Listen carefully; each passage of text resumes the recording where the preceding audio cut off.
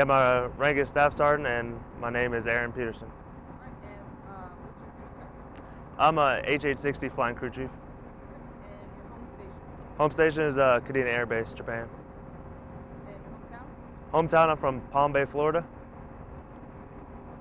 Alright, how long have you been doing this job? I've been working helicopter maintenance for about 5 years now. And what made you decide to do this? Well, I had a good friend of mine that was actually a Black Hawk crew chief, and he told me some of the things they did, and it's what I decided I wanted to do for the Air Force.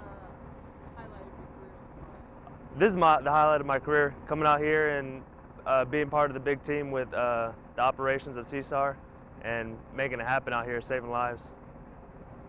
And so describe a typical day here at Hawk. Typical day, for me, I'm doing maintenance, maintaining the aircraft, making sure they're safe and airworthy for the operations that go on outside of the wire. And sometimes we'll go pre-po, we'll go forward with the bird and do operations there and handle the maintenance that goes on at a forward operating basis. And now, what kind of maintenance goes into making sure that this bird is good to go? The type of maintenance that goes into making sure these birds are good to go is every 3 days we'll do a pre-flight and we'll thoroughly inspect the aircraft, make sure it's safe for flight, and anything that comes up from then, that's I don't know where I was going with that. Yeah, cut back. The type of maintenance that goes into making these aircraft fly is just basically every 3 days we'll do a pre-flight to thoroughly look over the aircraft, make sure they're flight worthy and safe for flight. And any type of maintenance that comes up in between those pre-flights, we'll take care of that as well. And when the alert comes in, what is it that you guys do? All right, so as soon as the alert comes in, they'll have a call over the radio, and we all sprint out here as fast as we can, untie the bird, someone starts up APU, and within 5 to 10 minutes the bird gets off the ground and takes off to save a life. I mean, that's such a short time, so do you even have time to really feel anything when that's happening? Oh, it's all pretty much muscle memory at that point. We all know what we're out here to do, so we just keep all of our gear ready to go at all times, and we sprint out here and make it happen.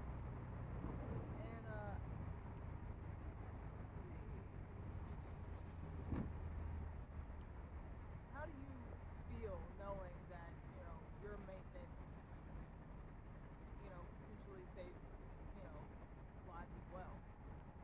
Yeah, it feels awesome to be part of the big picture, like I said. Every single person, depending on what their job, it doesn't really matter. We all are a big part of the mission, and really the mission couldn't go on with any one of us out of the picture. So it feels great. I have one question to ask you. All right. I've kind of heard this before. I'm not sure if it's true, but for so many hours of flight, it requires this many hours of maintenance. Can you kind of? Right. Yeah, we actually just did a big inspection a couple of days ago. Every certain amount of hours, we had to do these inspections, and per our cards, we got to inspect certain things and tear apart certain items to make sure they're good to go. Is there anything you would like to add? No, that's all. No. Good to go. Alright, sir. Just to start off, can I get you your rank and then spell your first name and last name? Can you say roll dog right? HD. That's how you spell it.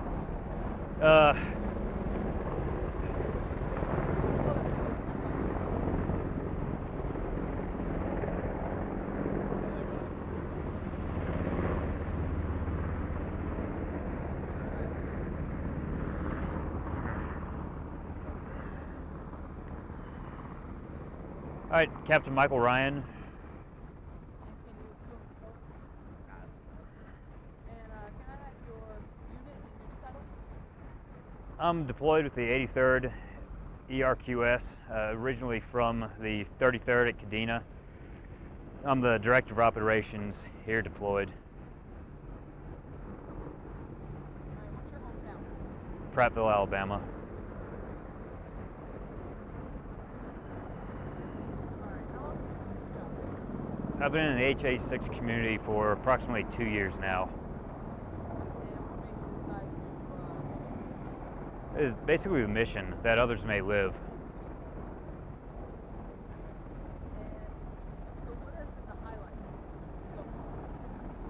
The highlight of the mission or the career has been going out into combat and rescuing American troops. And how does that make you feel? Like when you come back and knowing that you went out there and you did that, how does it feel? After mission accomplishment, when we come back, it's a great feeling knowing that we've helped someone, possibly saving their life. Describe a typical day.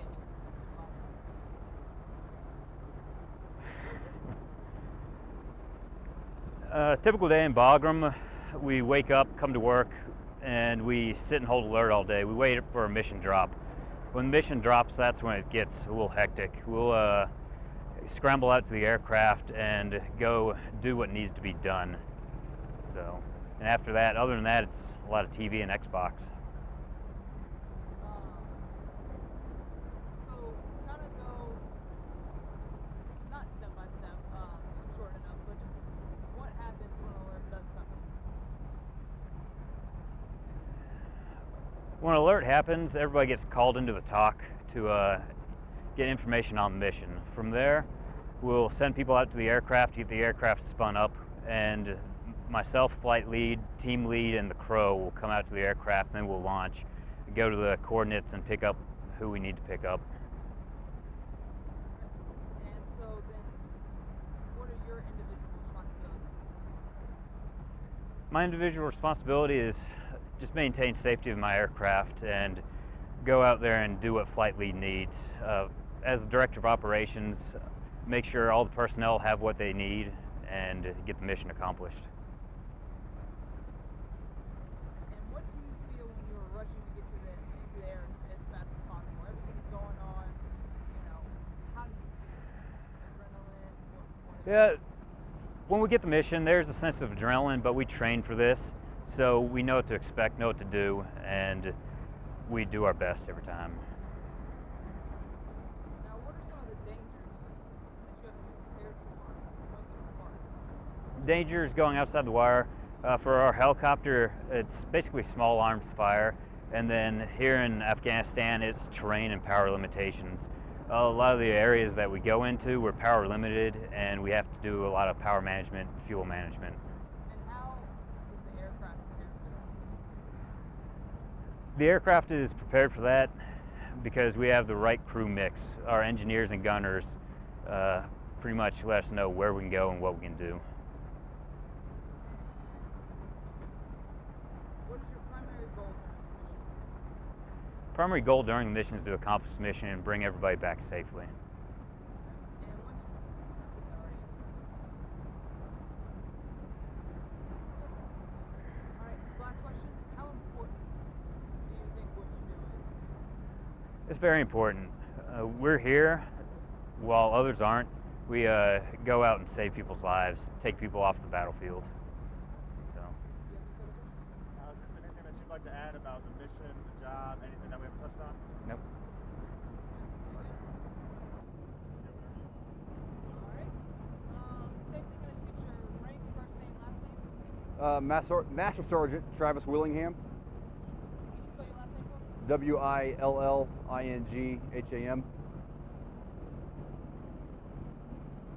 All right. And what's your duty title? I'm actually out of the 150th Air National Guard at Kirtland Air Force Base. And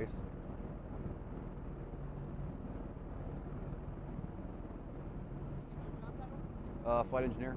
I guess technically now it's special mission aviator, but I'm a flight engineer. And what's your hometown? Sebring, Florida. Sebring. All right. And so, we asked the same questions basically that we asked him. How long have you been doing this job? I've been doing this for about 9 years. And what made you decide to do it? I was security forces for my first 6 years. I sitting on post deployed one day and saw HH-60 on the cover of Airman's magazine, and I wanted to retrain. It looked like something really cool to do, hang out inside of a helicopter and shoot weapons, big guns. All right. And what is the highlight of your career so far? Highlight of my career is being able to just deploy with a rescue unit and just contribute to the mission. You know, as a team, we've saved a lot of lives over here, and it's just been an honor to be a part of that. All right, so describe a typical day here at Bagram. Typical day is we get up, we come in, a shift changes around 12:30. We grab our gear, we come out of the aircraft, we put it on, we walk around the aircraft, make sure everything looks okay with the aircraft, there's nothing that's changed, no bullet holes from the last flights the guys might have flown, might have missed by accident. We look over the forms, make sure that it's mechanically sound and ready for flight.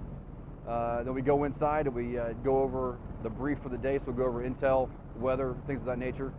And then we have POI days, which is point of injury days. We're waiting for a call to come in that somebody's been hurt, so we launch immediately out. Or if we're on patient transfer, we're waiting for a call to say somebody's at a FOB or another base that needs to be transferred to BAF.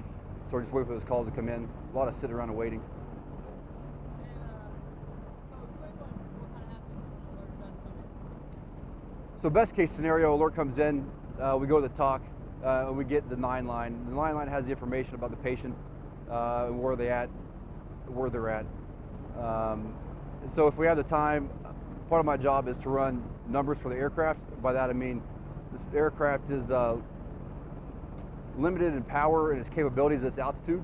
So I run the numbers, the altitude, number of people, the weight of the helicopter to make sure that we can get into the LZ that we need to go into. So I calculate those numbers.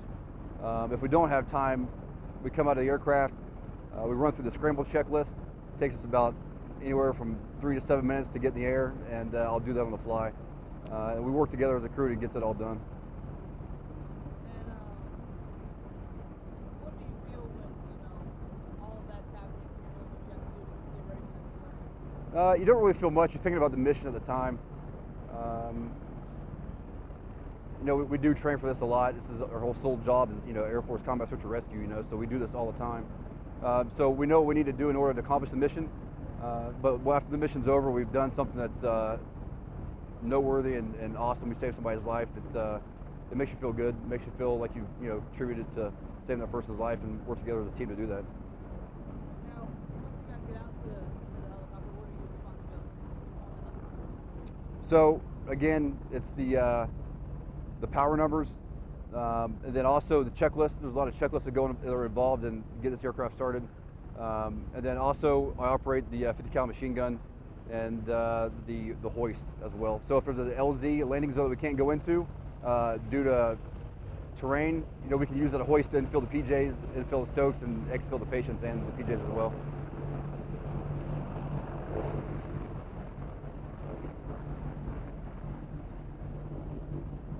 All right. You said what type of weapon you use? It's a 50 cal machine gun. And now, how important is your vigilance and situational awareness when you guys are up there doing the mission? Your situational awareness, that's a term we use a lot, is very important. Knowing what's going on, where the other helicopter's at, where the threats are at, where the PJs are on the ground at, where the other air assets are at. These are all things we take into consideration. But it's not a single person aircraft. There's 4 other aircrew members plus the PJs, so we all work together to make sure that happens. But situational awareness is a key component to our job.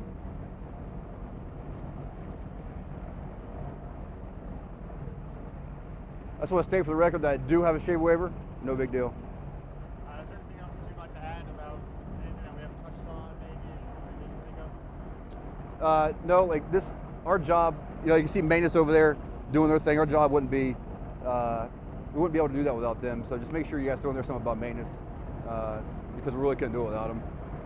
And all our support personnel. We have Intel that does a really good job. We have life support that aids and make sure our flight equipment's ready. We have, what am I missing?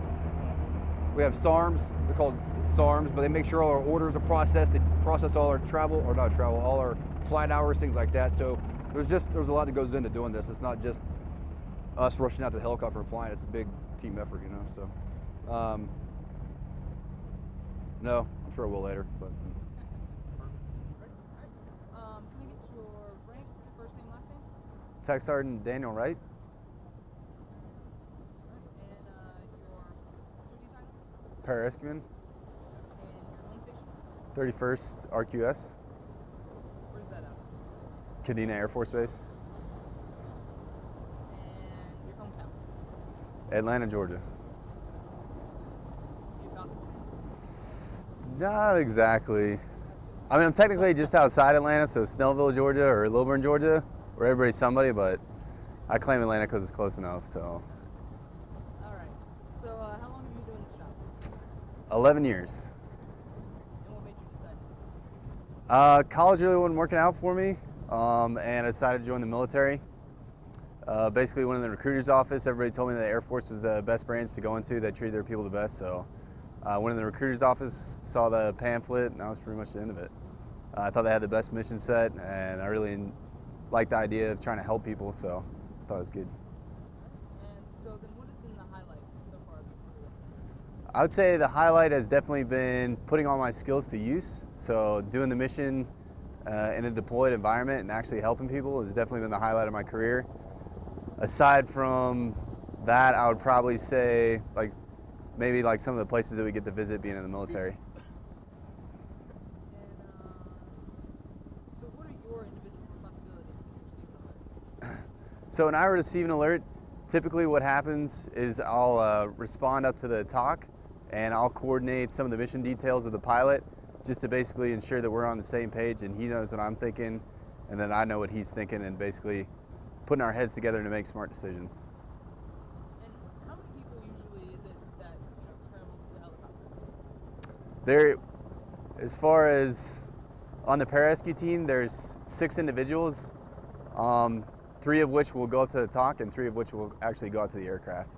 So during the initial call, basically the call comes over the radio, 3 individuals go upstairs to coordinate mission details and 3 individuals go towards the aircraft to basically prep the aircraft and ensure that it's ready to launch.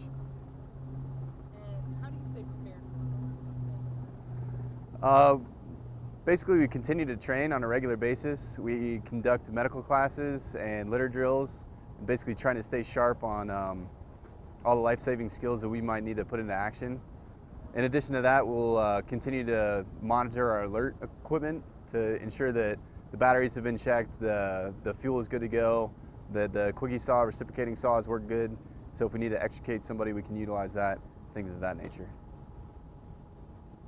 Now, how close is everyone that completes these missions together? Is it pretty much like a family unit type deal? Absolutely. It's definitely a family unit. Sometimes it's a love-hate relationship, being so close to each other in close proximity. But we always look out for each other, and we're definitely like brothers. So. He's like my sister. What do you like to do on your downtime? As far as downtime, we don't get a whole lot of it, but the 12 hours that we're off, try to Skype the family or eat at the actual chow hall, because typically we're confined here, so the MERMs can be a little rough, so going to the actual chow hall is pretty nice. And now, you mentioned family, they know what it is you do. How do you think they feel knowing, that you're out there and you're part of such a great mission? I think there's some solace in that, as far as that they enjoy the fact that I'm going out to help people, and I think it's easier for them maybe to spend time away from me or respect that decision. So it's definitely comforting, I think, on that end. But I think anybody in the military in harm's way, it can be tough on as far as their spouse or parents.